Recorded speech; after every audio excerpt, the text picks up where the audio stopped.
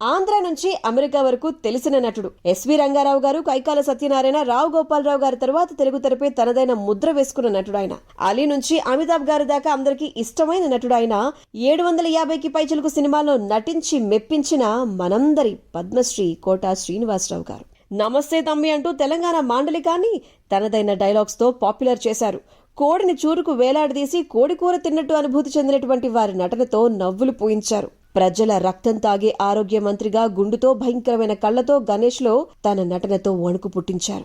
గాయం సినిమాలో గుండు నారాయణ్ గా మర్చిపోలేని పాత్రలో కట్టిపడేశారు. భద్రం బీ కేర్ఫుల్ బ్రదరు అంటూ మనీ సినిమాలో బట్లర్ ఇంగ్లీష్ తో కడుపుబ్బా నవ్వించారు. తాడి మట్టయ్యగా హలో బ్రదర్ లో నవ్వించిన ఆయన మల్లికార్జునరావు గారి పాత్ర మరణించినప్పుడు ఏడిపించేశారు. పైకి గంభీరంగా ఉన్న మనసు నిండా ప్రేమ నింపుకున్న నాన్నగా ఆడవారి మాటలకు అర్థాలే వేరులే బొమ్మరుల సినిమాలోని వారి నటనను మనం మర్చిపోగలమా? ఇలా దశాబ్దాలుగా కొన్ని వందలకు పైగా సినిమాల్లో తెలుగు, తమిళ, కన్నడ, మలయాళ, హిందీ భాషల్లో నటించి మెప్పించిన వారు శారీరకంగా మనకు దూరమైన కోటా శ్రీనివాసరావు గారి ఆత్మకు శాంతి చేకూరాలని కోరుకుంటూ ఓం శాంతి.